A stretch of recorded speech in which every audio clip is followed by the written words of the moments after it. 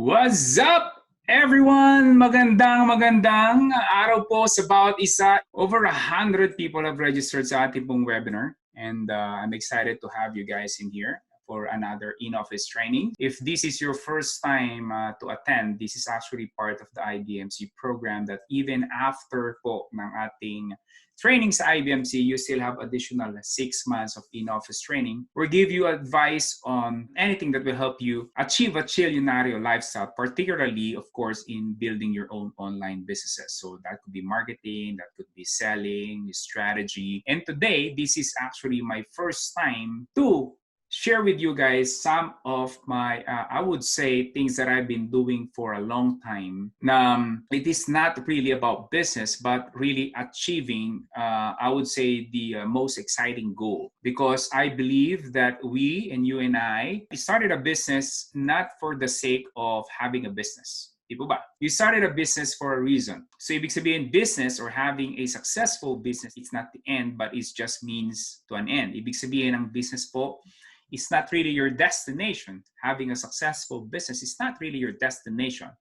It is just a vehicle to reach your destination. So that is very, very important. This is something that I never really got a chance to share to a lot of people because primarily people are more interested in business advice. So in other words, the reason I'm not like selling this kind of program, mas gusto ng tao yung mga business advice rather than this kind of psychology, success sort of advice. And but unfortunately, you know, whether we like it or not, I always say that 80% psychology, 20% mechanics. So ibig sabihin 20% lamang po yung mga how-to, which is yun yung mas gustong-gusto ng tao. But the truth is, success is 80% psychology. At yun po yung ating pag-uusapan today, and let's get started. This will be a short one because the idea is not to overwhelm you with so much information that at the end of the day, you won't take action. Hindi po yun ang aking objective, hindi po yun ang aking goal. My goal, which is the topic of our topic for today, is how to achieve your most exciting goal. Ito po ang ating pag-uusapan today. Now, as you guys can see, pag sinabi natin goal, it is a very, parang iba't-iba tayo ng goal. At yun po yung pag-uusapan natin, be the best person that you can be. And I really believe that is why I'm so excited with entrepreneurship. Because this is something that when you really try to pursue, not only you will become successful, that you will become a better person in the process. So ito po ang pag-uusapan natin today. Okay, so how to achieve your most exciting goal. So let's talk about this. How to achieve your most exciting goal. Okay, introduction. So in the next hour or so, we'll talk about, number one is how to clearly define your goal and reach it. Number two, why most people aren't happy in their lives. You're gonna look around. You know, alam naman natin yan, guys, that most people just trying to survive yung day-to-day bills nila and their parenting responsibilities and yung business responsibilities nila. And then if there's a chance, they gonna go out for a vacation or do something different than day-to-day lives. The reason is we would like to escape. Most people would like to escape their current situation. That is why they do crazy stuff. Pag sinabi natin crazy stuff, it can be something really fun. In some cases naman, it can be destructive, like drinking alcohol or going to places that questionable. You know what I'm saying? Or number three, pag-usapan din natin how to overcome procrastination and make a massive progress, because I believe this is one of the biggest challenge, right? Sino po rito that you feel that you are procrastinating most of the time? If you are one of those person, can you type yes sa ating pong chat box? You feel na, I know, Sir John, I should do this, but for whatever reason, I am not following through.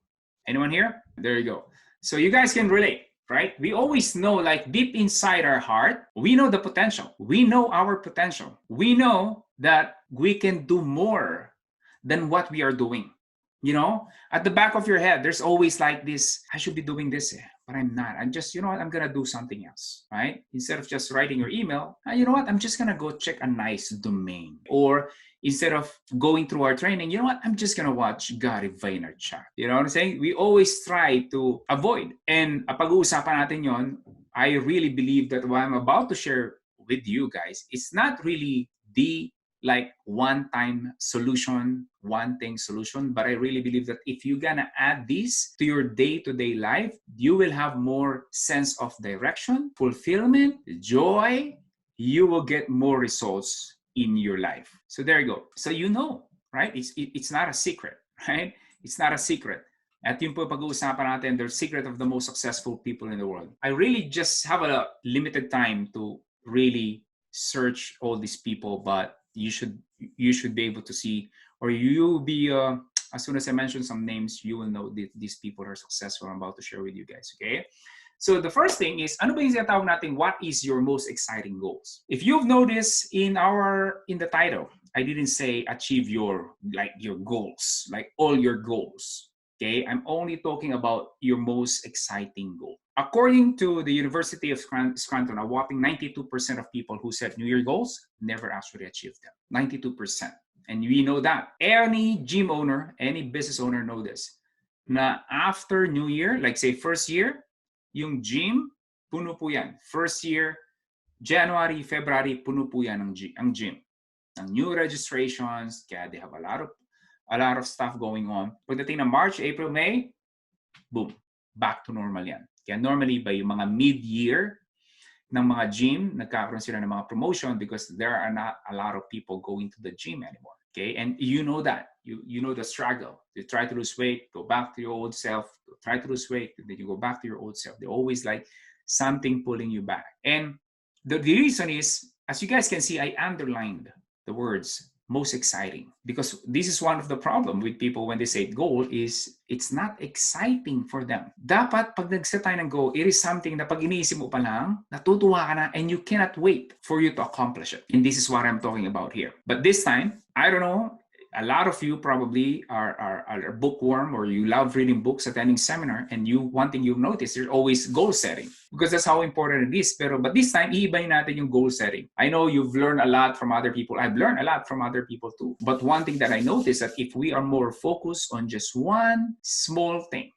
because remember, focus or actions, these are like energy. Just think about it as a power. Now, if you do not focus it on one thing, then you won't really get the results that you're hoping for. But if we like put things all together and just focus on one thing, di ba parang yung sikat ng araw? Have you had this chance, guys, when you were little, nakakuha kayo ng magnifying glass? Ganun po ako nung maliit. I found a magnifying glass. I don't know from where. And then, I discovered na pagka itinutok mo pala to in the right angle sa araw, it will really burn. It can really produce fire. At ganun po ginawa ko when I was little. So that's what we're trying to do by the end of the webinar. Yun po ang aking objective. Again, not to overwhelm you with another high, feel-good kind of training, but really have something to accomplish by the end of the webinar. And then, of course, hopefully you go and follow through with this. Okay? So, number one, why set an exciting goal in the first place? We are surrounded by media, by TV commercials, ads on Facebook. And wherever we go, these are billion-dollar companies who try to tell you, this is how you should live your life. This is the kind of food that you should be eating. Oh, you want to be pretty? Well, guess what? Filipina ka, you must have a really light complexion. That is why yung mga glutathione and all the whitening soap is extremely popular and a very profitable business for us. That is why most Filipina, you will see, na straight ang buhok, because ang typical na Filipino, we're short, dark, and medyo curly ang hair. But then all this beauty world and industry, they told us, hey, you must be tall, you must have a lighter complexion, you must have straight hair. Kaya po yung mga straightening and rebonding is very popular. So pag-usapan natin why is set an exciting goal. Number one, no one else will set it and get it for you. Unfortunately, my friend, wala po magsiset ng goal for you. You have to do it and you have to get it. When we were little and growing up, we're always relying from someone on what to do. Hanggang sa naging adult na tayo, we're always looking for that someone telling us or hoping that they're gonna tell us, or that feeling that they know better, they know what is better for us rather. Right? We always have this someone we look up to, whether your uncle, your aunt, your parents, your pastor in the church, that you feel that they know better for you. Well, unfortunately, that is not the case. You know deep inside you, if you're gonna do your meditation, you do your journaling and all, which is something that I do a lot, you have to set it. because your desire in your heart that will tell you what to do. Like deep inside you, you know this is what I should be doing. But then again, you are surrounded by people around you telling you this is what success. You're gonna go to Facebook, makikita mo yung mga ibang may sasakyan, may mga Ferrari, yung mga ilang industry sa business, they show a lot of cash, brand new cars, large houses. Ngayon, I heard the news na yung mga ilang cars pala ron ay parang pinarerenta lang sa kanila ng isang large company. You know what I'm saying, guys? Merong controversial story ngayon na nangyayari. Someone just shared it to me. Nagkakaroon na ng mga revelation that all this nice car that they're showing off is actually not theirs. So that's the thing. Number 2, why set an exciting goal? You will live longer and happier. You will live longer and happier. There's a lot of study, my friend. When someone retires, yung typical na retirement from the workforce, I don't know, 65, 66, whatever, okay, they will only live on average 3 to 5 years. After retirement, 3 to 5 years. That's all. Why do you think? Because they have no more reason to live. Kasi pag may trabaho ka, in some way, or meron kang business na pinatatakbo, every morning you have a reason why are you waking up. Pag nag-retire ka, wala na, sasabihin mo, matutulog ako ng mahaba. Really? At some point, mauubos din yung antok mo. Wala ka nang gagawin eh. Oh, you know what? I'm gonna watch mga movies na hindi ko napapanood sa Netflix. Mauubos yung mga movies because you have so much time. And then what not? Mamamasyal ako sa mall. Every day, mamamasyal ka sa mall? Don't you think mapapagod ka? Right? There's always this, at some point, kaya yung retirement, it doesn't excite me at all. And the term retirement is really coming from employment world. Think about this, before the industrial age, yung mga workers, wala namang retirement. They're gonna work until they die. Walang retirement. So having an exciting goal, it gives you juice to live your life every day. It gives you yung from instead na, hi, Lunes na naman, to like, yeah, Monday na. That's a big difference, my friend. Think about it like every day if you're going to your work that you don't like, that you don't enjoy at all. Every day you go through that. Don't you think na walang effect yon sa health mo? Yes or no? Now, if you're like dragging your feet to work every day, going through the traffic and all the stresses na nangyayari po sa inyo araw-araw, don't you think wala pong epekto yon sa kalusugan ninyo? It affects you in so many ways. The way you behave the traffic. Bakit ba sa tingin nyo nagkakaroon ng road rage? There's stress. Exactly. And could possibly they have no exciting goal at all. Because if you're excited to your day-to-day life. I'm going to go back to work. I'm going to go back to work. I'm going to get back to my computer. I cannot wait to send that email. I cannot wait to do this kind of webinar. I can't wait to produce this new product for my market. It gives this joy. And then lumalabas yun. And it's not hard to see if someone is really stressed in their day-to-day lives than someone who really have joy and excitement. Hindi po mahirap makita yon or ma-notice yon with someone. If someone they're really happy with what they're doing, you can easily see it. But the opposite is the same thing. Okay, having an exciting goal, again, 2 words, exciting goal. We're not just talking about goal, but something that excites you. Because if you set the goal, there's no emotion in it, then brain lang yun eh. We are an emotional creature. We have an emotion. And I'm not saying emotional na iyakin ka. It doesn't have to be that way. But we are an emotional creature. Pag walang excitement, walang juice, walang joy, you won't take action. Now, if you are procrastinating, this is something that you should ask yourself. Do you even have an exciting goal? Do you have anyone here have a written exciting goal? Type yes or no. Meron kang written exciting goal. Type yes or no. Okay lang kung wala. Yun po ang pag-uusapan natin. Okay? I'm gonna give you my advice, the best way to do this, or maybe how to rewrite your goal. Maaari kasing nag-set ka ng goal like, oh, this year I will be healthy. Maybe that's not exciting enough. So let's talk about that. Let's go further. Number 4, it transforms your attitude from pessimism into positive expectation. Very important, guys. Ito yung sinasabi ko sa inyo. That is why having a goal, exciting goal, gives you reason to live, gives you juice, it makes you happier because it transforms your attitude from pessimism into a positive expectation. Pessimism. We are surrounded. Manood ka ng news? Diyos ko Lord.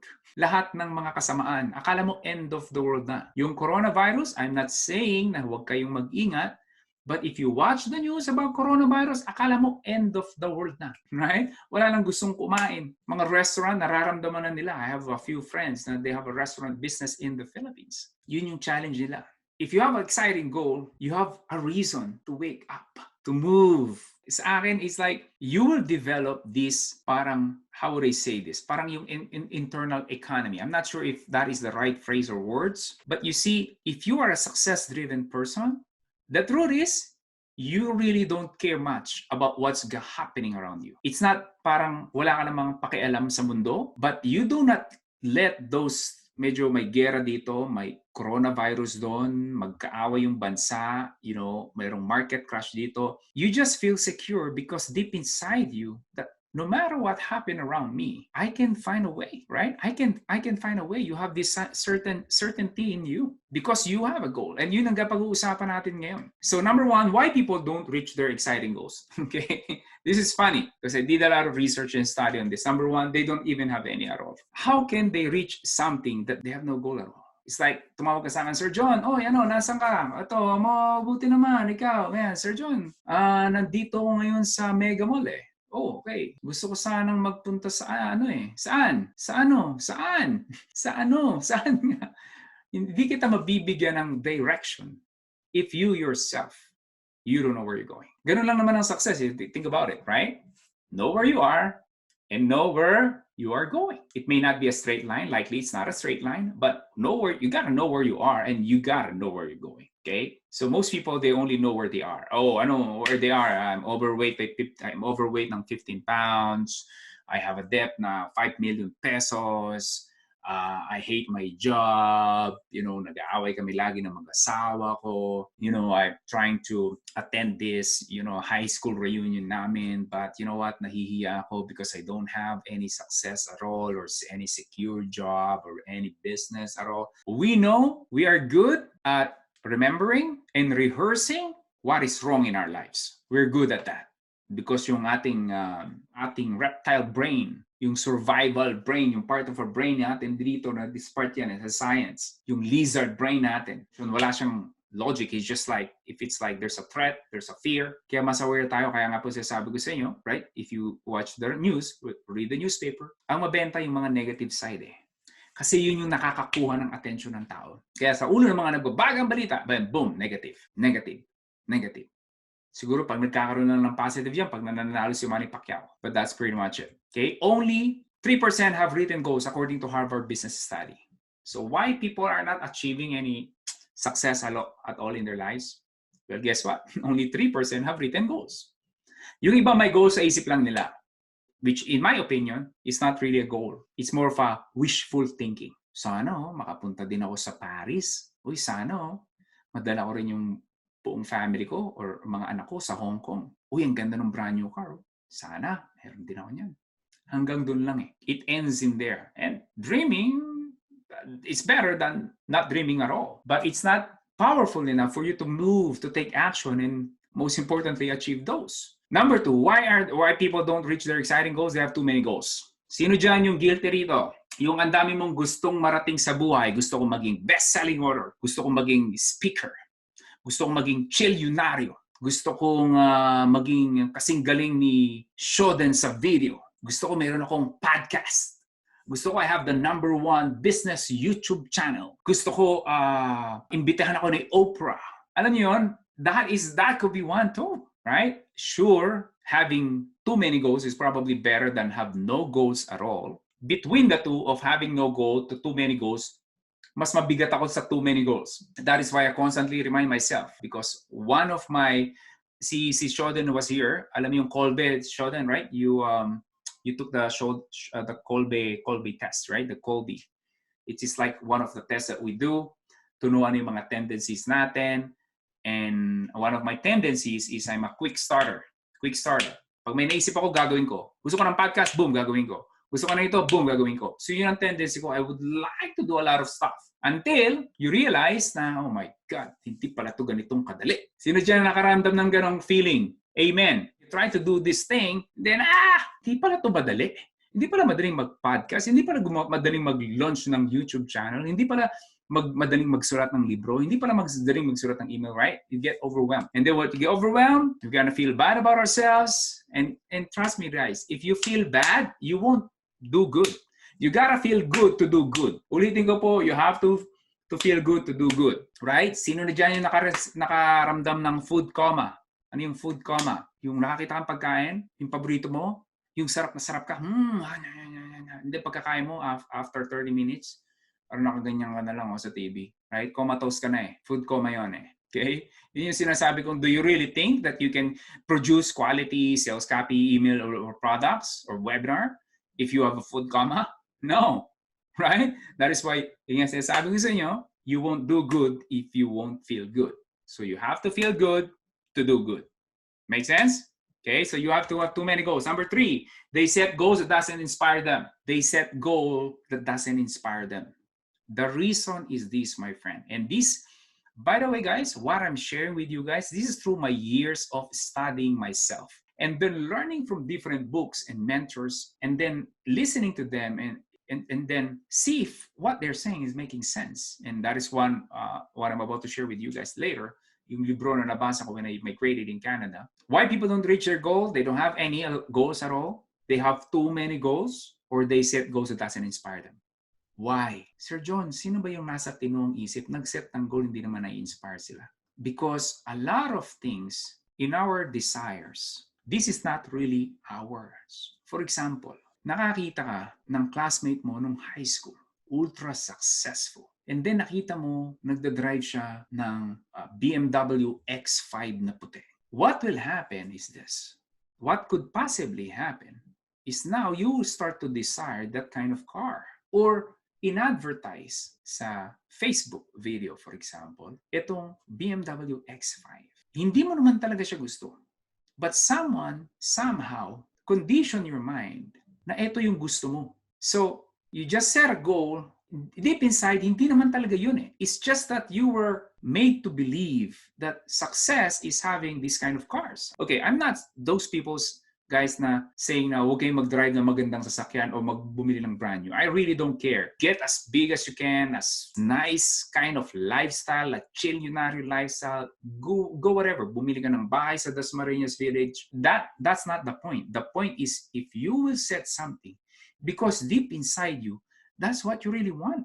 That's what you really want. Sa akin kasi when I was starting, one of my simplest goal that I know it is really me. Because it speaks of freedom. Alam naman po ninyo na si Coach John is always a freedom. If you read my email, makikita nyo dyan at the bottom. Ano po yung nasa pinaka-signature ko? So, whenever you receive an email from me, ano po normally nakalagay sa ilalim? Before my name. Ano po nakasulat ron? To your freedom. Because this is something that I really wanted from the very beginning. Now, I think about, okay, ano ba yung freedom na pinag-uusapan natin dito, Sir John? Like, magda-drive ka, kahit na may traffic light, hindi mo susundin, yung ba yung sinasabi nating freedom? No. Okay? One of my simplest freedom is this. If I'm hungry, or I wanna eat, or if I'm craving, I'm gonna go in a restaurant. And I don't care kung magkano babayaran ko. If I feel like would like to eat there, I'm gonna eat in there. And just go get a menu, look on the left side column at not the right side of the column. Ano yung nasa left side of the column? Yung gusto mong kainin, right? Hindi yung pipili ka, titignan mo muna sa right side, alin ba yung pinakamura dito? Ito, tubig, libre lang. Boss, pwede nga tubig. No ice, please. May sipon ako eh. Right? Those are simple freedom. Okay? Those things are, no one told me. And then now, I just feel like my wife and I, with my kids, we love to travel. We love to travel. We travel a lot. Maybe I'm not sharing a lot on Facebook or IG, but we travel a lot. Something I really enjoy because I know that my kids, ngayon maliliit pa sila, but someday, we grow old, we're gonna go to college, gonna have their own life. And that's it for me. Doesn't inspire them. They say it goes to impress or please other people. That's another thing. That's another thing. Very important, guys. When you set a goal, make sure that it's you really want this. And not trying to impress your parents. I remember I have an office mate when I was still an employee. Empleyado po ako, I'm Java programmer, computer programmer. And we have a programming certification to become a Java programmer. And tong office mate ko na to, magte-take siya ng certification. Ako, alam niyo naman ako medyo, yung pag-aaral medyo hindi ko paborito. Pero siya, gusto niya. Sabi ko, ba't ko kuha ng certification? We already work at IBM. We make good money as a consultant. It's not super high, too low. We make good money. Sabi niya, kasi gusto kong maging certified. Para pa nagkita-kita kami nung classmate ko nung college, parang may isusumbat siya. Kasi what happened was, parang yung last year niya sa degree. I think computer engineering, computer programming, computer science. I can't remember. Yung parang thesis, di ba? Parang may group project. Parang nagkapilian.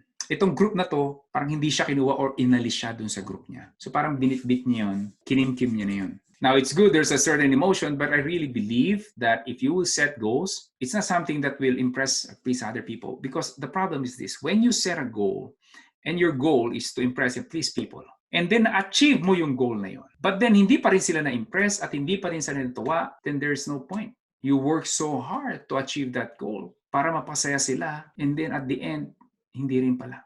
You wasted so much energy. That is why it's important to start from you. Okay? Start from here. Inside out. Think inside the box. Because it's so much right now. You go to Facebook, di ba? Sabi nga nila, fake book. Facebook is a fake book because we share only those amazing stuff that happening in our lives. Now, if you keep reading that, you start believing na yun talaga yung nangyari sa totoong buhay nila. Magkakaroon ka ng delusion. Then you're gonna look at yourself, oh my God, I haven't accomplished that. Look at them. You look at them, you look at yourself. You look at them, you look at yourself. You look at them, you look at yourself. It's not fair. It's not fair for you. Why? Yung nakikita mo kung sino mang Coach Jon Orana na yan, or kaibigan mo, or kung sino man na nasa Facebook, you really don't know what's going on in their lives. You really don't know like what's going on behind their businesses. But you, ikaw, sarili mo, alam mo nangyayari. Sarili mo yun eh. So it's not fair. Kaya comparison in itself is not good. Comparison, if that inspires you, yeah. But comparison itself, it is likely na madidepress ka. Hindi mo ma-appreciate what you have accomplished. Hindi mo ma-appreciate where you are now from like 12 months ago. It's hard to be grateful if you're always comparing yourself with someone else. Be happy with other people, but pursue your own happiness. At magkakaiba po tayo nun. Very important distinction. Very, very important distinctions on what I just said. So I'll share with you guys one thing. This will lead to the book that I just read and our exercise for today. Back in 1901, Dale Carnegie. Kung hindi po ninyo alam, I suggest you just go and research and Google this man. He was the richest man in the world in 1901. So think about like the Bill Gates, the Warren Buffett, the Mark Zuckerberg during their time. Yumaman siya, I believe, sa steel, sa bakal.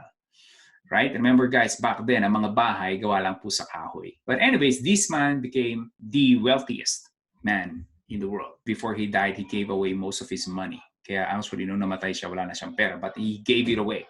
Okay, very, very important because there was this one Sunday service. There's a preacher that talked about Dale Carnegie, the wealthiest man, and then he died poor.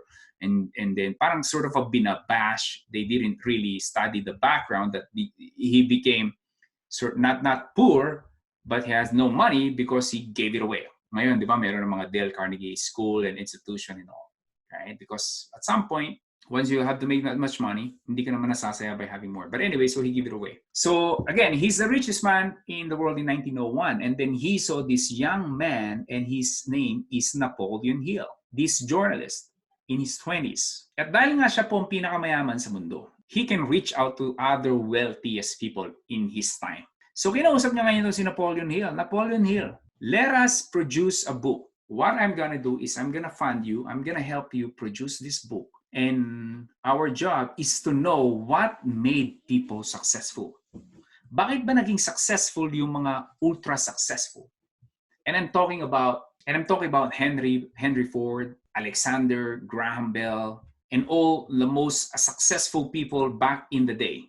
Like, who's this electricity guy? He reached to 500 of the most successful people in the world. Nasa libro yung name na yun. Nasa libro po yun. Yung mga 500 people. It's like unbelievable. Yung mga, if I forgot, I never really got the chance. Yeah, Thomas Edison, that is right. One of those people na kinausap nito ni Napoleon Hill at in-interview niya itong mga successful people na to. In-interview niya, 500 of them. Charles Schwab, one of the wealthiest and most successful investors in the world as well. He interviewed this in Napoleon Hill because of Dale Carnegie funded his research. At dun po na-produce, after 25 years, ito pong librong Think and Grow Rich. Think and Grow Rich. And this is the book that I've read. Naririnig ko na siya long time ago when I was in the Philippines. But the best thing that happened for me when I immigrated in Canada is back in the day, wala pa pong smartphone per se. I just downloaded an audiobook into an MP3 player because this product is actually in a public domain. Anong ibig sabihin ng public domain, Sir John? Wala na po itong copyright. That is why you can easily search, download this, get a copy online for free. That's legal. That's how that you po tinatawag na public domain. Okay? It was published something in 1930s or 1937. I cannot remember the exact year. But pretty much 25 years after mag-usap ni Napoleon Hill at ni Dale Carnegie, they produced this book. And this is very, very powerful book, by the way, guys. I'm telling you right now, go get a copy, go get an audiobook, or get a book and read it over and over and over and over again. A lot of this book has sold 100 million copies, 100 million copies, translated in different languages.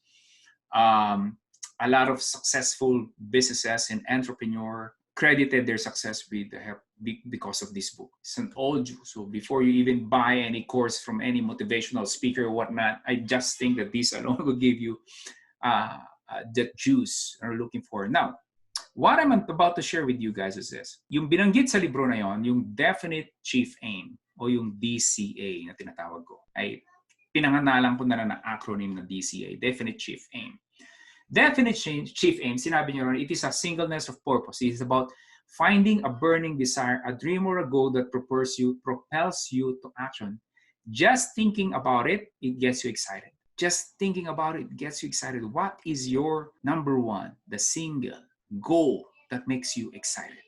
Yun po ang gagawin natin today, my friend, is we will just set one goal, just one. Okay? Because again, kanina tinanong ko, ang challenges na mostly, either wala silang goal or marami silang goals, or it's not specific enough, yung mga goals nila. And Definite Chief Aim. And one of the person, anyone here familiar with this? Yeah, hindi si Jackie Chan yan. Who is this guy? Bruce Lee. And si Bruce Lee, he got a chance. Bruce Lee is really known to be also a success-driven person. And he heard about this Definite Chief Aim back in Manny Pacquiao, back in the 1970s. He read about this Definite Chief Aim, and this is what he did. He wrote, this is the actual Definite Chief Aim ni Bruce Lee. This is actually his handwritten, and maaring hindi ninyo yung babasa because of the way he wrote it. But this is Bruce Lee's Definite Chief Aim. And tonight, ganun din po ang gagawin natin is we will set a Definite Chief Aim. Okay? Ito po yung sinabi ni Bruce Lee's Definite Chief Aim. Yung kanyang DCA.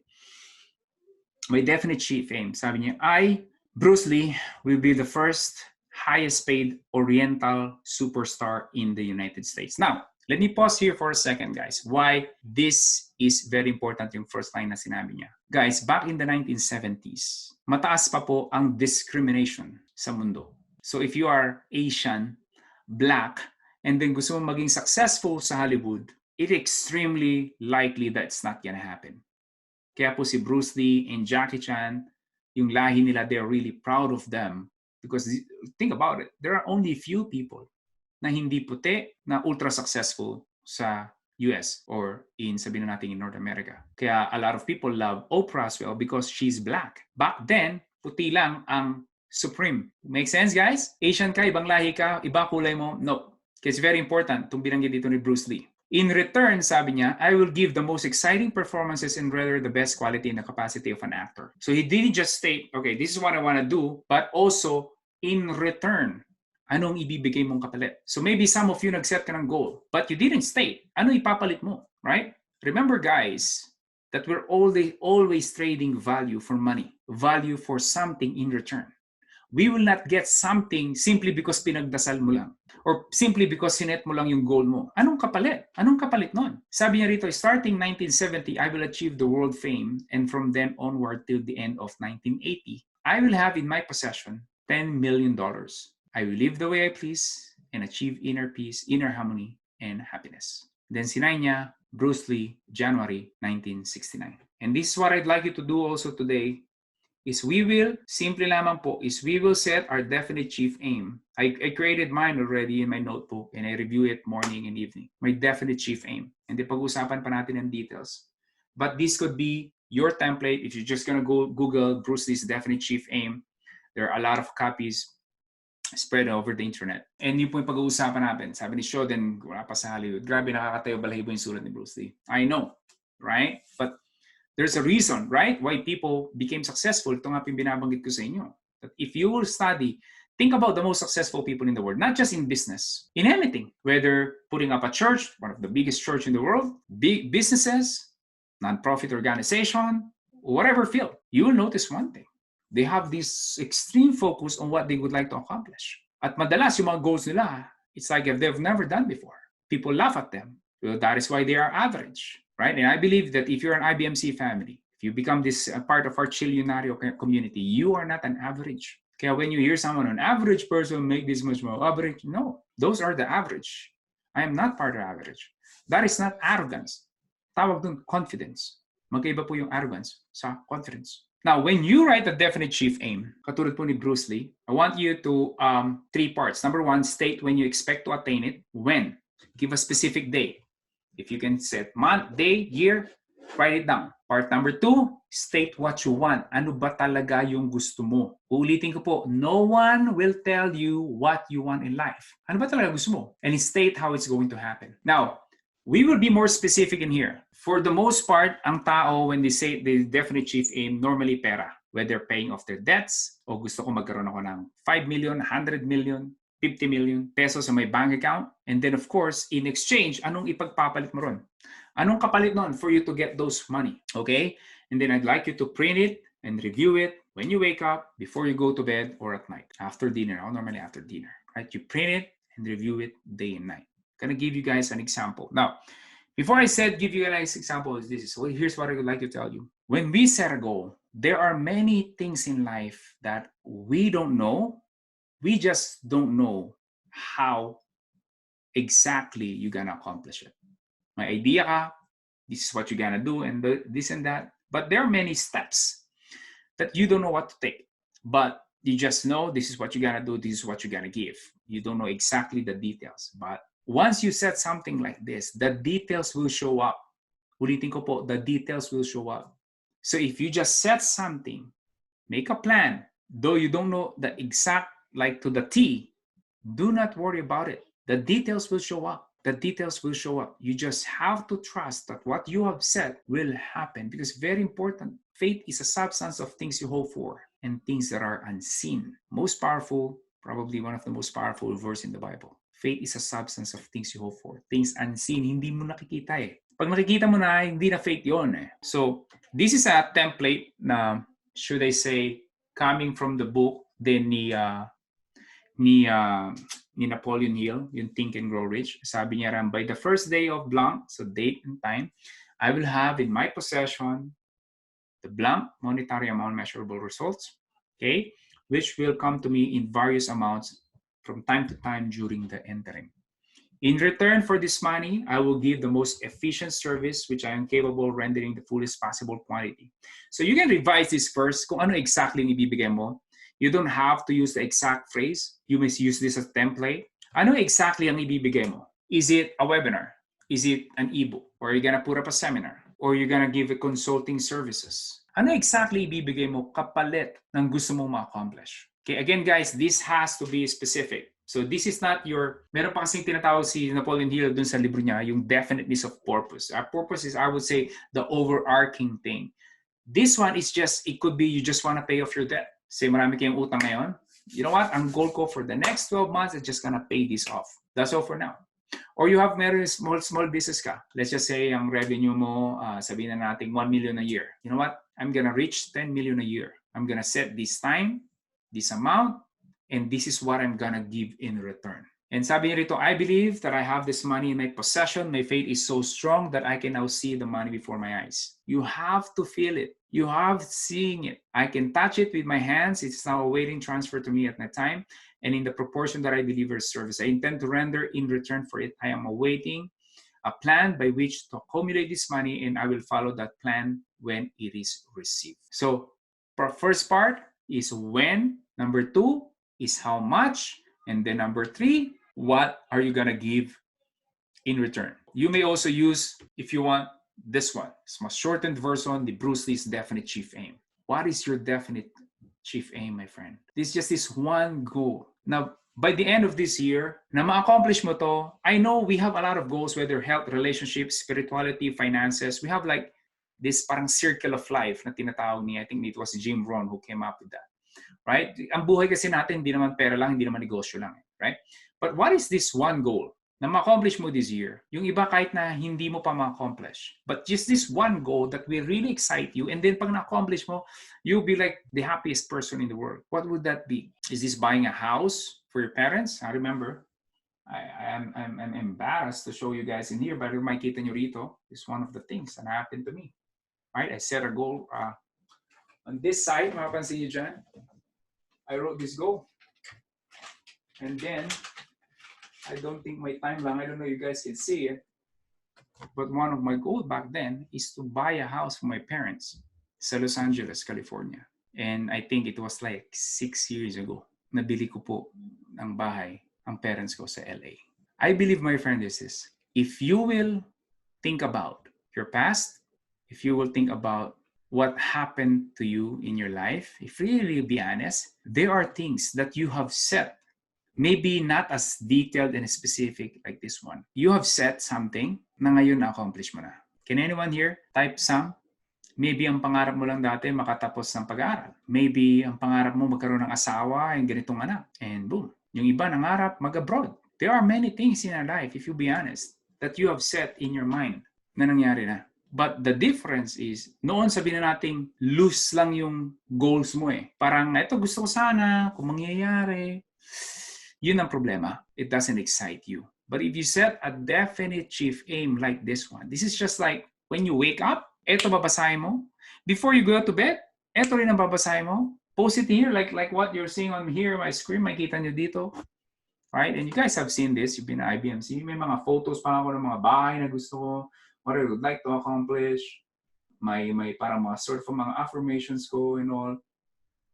Things that I'm grateful for. It gives you more of sense of direction. It gives you more sense of direction. Kaya nga sinasabi ko ano yung title natin. How to achieve your most exciting goals. So the first thing is before we even achieve it, we should know first what is our most exciting goal. Can anyone type here, ano bang most exciting goal mo kung meron ka na naisip ngayon by now? Ano yung most exciting goal mo na gusto mo maka-accomplish? Again, sometimes, for some people, alam na nila eh. Almost immediately. For some naman, you know, it requires some reflection. And that is why journaling is also very, very important because this will really give you what really excites you. So I hear, not only I read it, from time to time, I rewrite my definite chief aim. Nasaan na yun? In here. I rewrite my definite chief aim. Hindi ko na papakita sa inyo. It's too private. Okay? That's it. Now, let me ask you here, my friend. Do you think that if you're gonna do this, you will set just one goal? I know you want to accomplish a lot of things. Maybe bring your kids there. Maybe help your parents because of this and that. But if you will set just one goal and every day, yung focus mo lang is to achieve that goal, do you think it will dramatically increase the chance that's gonna happen or you're gonna achieve it compared sa situation mo ngayon na either you have no goal or you have so many goals or your goals doesn't excite you? Do you think, ulitin ko po, just type yes or no, do you think the probability of you achieving your goal has a higher chance of probability achieving your goal if you just focus on one goal? Do you think so? Yes. Just one thing, okay? Remember, the problem with some people is we have so many goals. Number two, we set goals. Ano yung mga kaninang problema? We set goals to impress other people. We set goals that doesn't excite us. We just want money. For what? Why do you want that much money? There has to be an emotion. And I hope, my friend, that by the end of this webinar, get a notebook, get a piece, write in your computer, this is the definite chief aim. But I suggest you post it somewhere like what I showed you guys earlier, like this one. Have something that you can read it over and over and over again. Because you only have one goal to achieve. And this goal is pag nangyari, you'll be the happiest. And then once you accomplish one goal, it builds up It gives you confidence. Oh, wow, na-accomplish ko ha. Tama nga si Sir Jon ha. Now I'm gonna set a bigger goal. Now I'm gonna do this goal. It builds you up, right? Because for many times, nasaktan na tayo eh. Nasaktan na tayo in a sense na the reason, Sir Jon, na hindi na ako naniniwala sa mga goal setting na yan, na positive thinking na yan, ang dami ko nang narinig niyan, Sir Jon. Trust me, I'm one of those people. And one of my strengths is research. I'm such a researcher. I can find crazy stuff over the internet. That's why this is one of my strengths. I've heard a lot of successful, motivational speaker and all those things. And then maalala mo yung mga sinet mo, hindi mo na-accomplish. Nasaktan ka na, nasugatan, puro ka na peklat. Ngayon magsiset ka na naman ng goal. And then nasa isip mo, oh, shush, ilang beses mo nang ginawa yan, ano nangyari? Right? But this will be different because you have one definite chief aim, you have a specific date, you have a specific time frame. You're gonna tell specifically kung ano yung ibibigay mo in exchange and the amount of money that you're gonna make. If you do this today, my friend, huwag mo na ipagpabukas. Magmo-Mobile Legend ka pa eh. Get a notebook, go to the closest big bookstore, write it down your definite chief aim. That is your definite chief aim. Remember, my friend, most people are just living an average life. And one of the reasons is because they don't have any sense of directions at all. Okay, so I hope marami po kayong natutunan. Marami bang natutunan today? Type yes. But I just hope that you guys have learned a lot on this training, and I cannot wait for you guys to someday, 6 months from now, a year from now, you're gonna share to me, Sir Jon, maraming salamat, I accomplished my definite chief aim. Sige, type in your question. Go ahead, guys. Si Glenn, yung definite chief aim, Sir Jon, hindi na naman yun ang lifetime goal mo. Diba? No. Ang lifetime goal kasi natin parang more of a definiteness of purpose yun eh. That's, I would say, I will make it a parang may purpose, my aim. Yung purpose is yung overarching, right? For example, for me, my overarching, my definite purpose is to be the number one and to be the business coach and mentor in the Philippines. That is my ultimate goal. And yun yung masasabi mong yung lifetime goal mo, right? But definite chief of purpose ko, for example, this year lang for the sake of this training. For example, I would say, you know what? In the next 12 months, I want to make $6 million. Make sense ba, Glenn? This is my goal for the next 12 months. I will have my business to generate $6 million. But my long-term, my lifetime goal is to be this person. So magkaiba yung definite chief aim versus dun sa lifetime goal natin. Why is this one thing that will excite you? Kasi another thing with lifetime goal is, minsan may mga goal tayo nag-i-evolve eh. Have you guys noticed that? Na minsan may mga gusto ka, but as you grow older and you start to learn things and appreciate things, you start to, hindi pala yun ang gusto ko. So, it could change. Kaya yung lifetime goal, sometimes it's too far out there. Kaya mahirap na yung mga goal setting ngayon na 25-year goal mo or even 15 years because there are so many variables along the way that could change. And I have this mentor and sabi niya pag nagsiset siya ng goal up to 7 years lang because anything could change, right?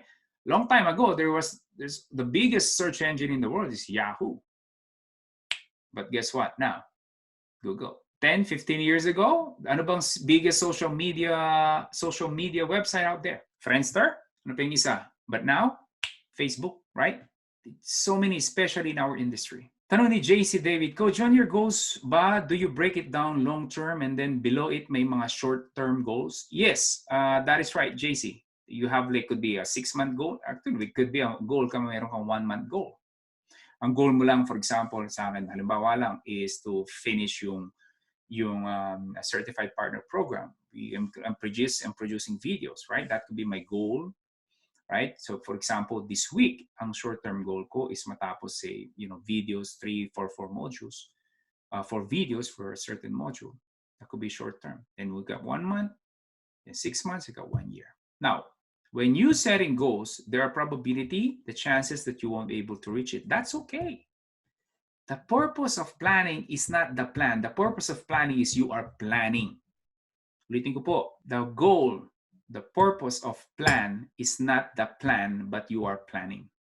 Sabi nga ni Mike Tyson, probably one of the best heavyweight boxer in the world. Sabi ni Mike Tyson, you can plan all you want, Diba? Diba they plan yung strategy nila in boxing. Sabi niya, you can plan all you want. Pero once you get a punch in the face, things will change. Ibig sabihin, you can magplano kung gusto mo, pero pag nasapak ka sa mukha, mag-iiba istorya niya.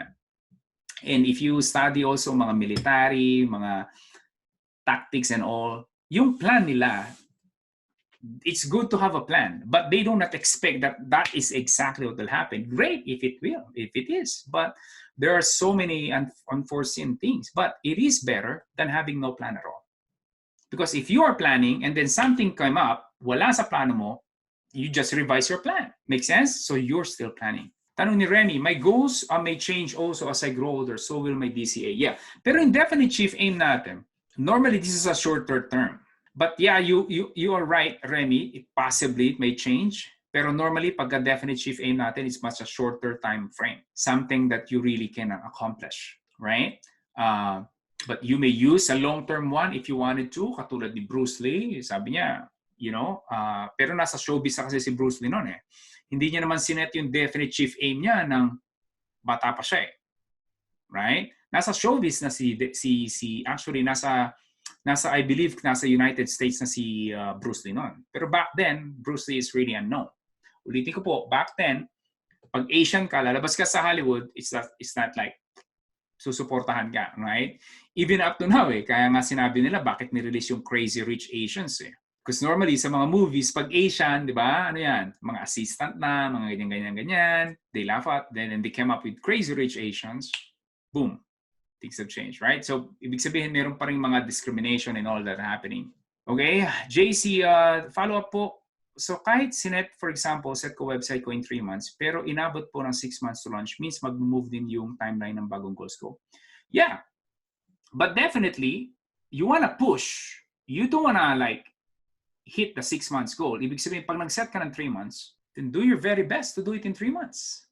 And I think a website, 6 months is like way too long.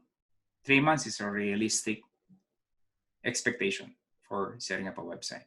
Sabi ni Lawrence, Coach, I've read yung 90-day goal is feasible daw. Yeah, kasi much shorter. Much shorter. And also, guys, here's another thing. As you keep doing this, you will get better and better. So do not overthink about it for now. Right? Just set a time frame. Yung goal mo, ano exactly ma-accomplish mo. Ano yung gusto, bibigay mo in return. Okay? Set it for now and then you'll get better and better. Another thing kasi with regards to, medyo para mapupunta tayo sa rabbit hole is with regards to project management is sometimes we set a certain task and sabi natin matatapos natin to but you've never done it before so medyo nagmali yung time frame mo. That's okay. You get better and better. Soon, mag-set ka ng certain similar task, you know exactly how long will it take. But for now, again, having a goal is better have no goal at all.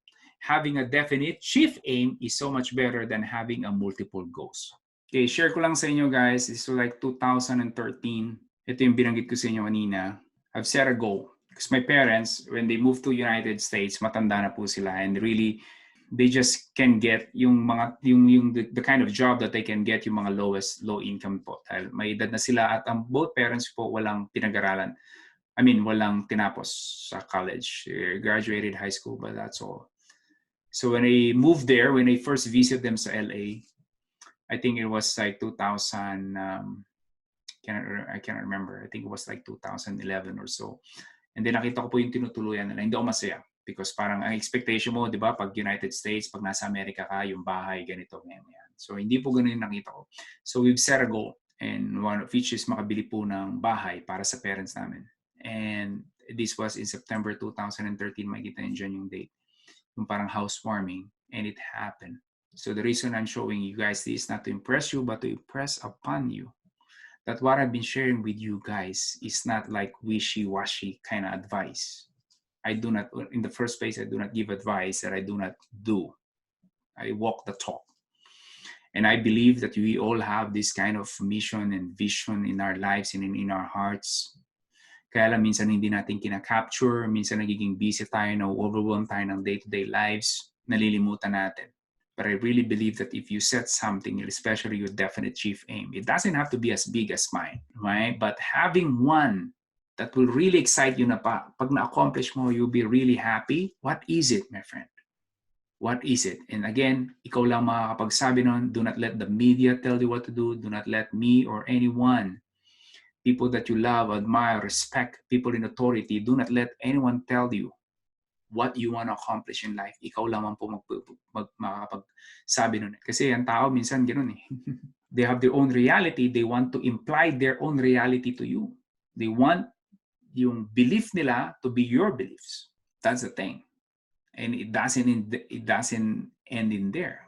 And I believe na nakita niyo sa Facebook group when my dad, sabi niya sa akin, and again, you know, I love my parents. That's like most of you, I believe. And nasa Facebook group yun. My dad, he's always been dreaming to have this Mercedes-Benz.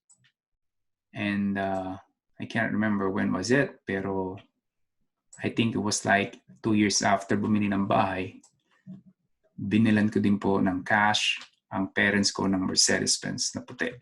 A white Mercedes-Benz, yung gustong Mercedes-Benz ang daddy ko. So, the funny thing is, I don't have a Mercedes-Benz.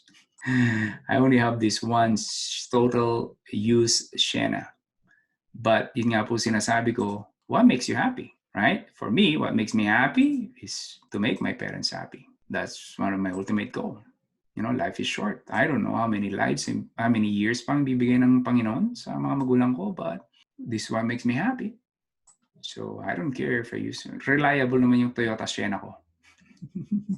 Na van. Laging kasa naman yan. Right? Reliable yan kahit anong lamig yung weather namin. Tsaka masarap ang Sienna, excuse me. Masarap. Nakapag-anywhere here ng Toyota Sienna, sarap niyan. Super powerful engine nun, tsaka malambot naman ng manibela niya. Sabay parang ginastify yung Sienna niya, you know? Okay, there you go. Gawin na lang nating template kay Bruce Lee, di ba? Sabihin, oh, saan mo nakuha yan? Definite chip. Wala, kay Bruce Lee lang. Kanino man natutunan? Wala, kay Bruce Lee lang. Di ba? Parang astig lang, di ba? So, anyway, guys, maraming salamat. I'm really excited for you guys to share your definite chief aim. And if you are part of course, if you are part of our IBMC Facebook group, maybe you can share your insight and your biggest aha moment in this training and your biggest takeaway in this training.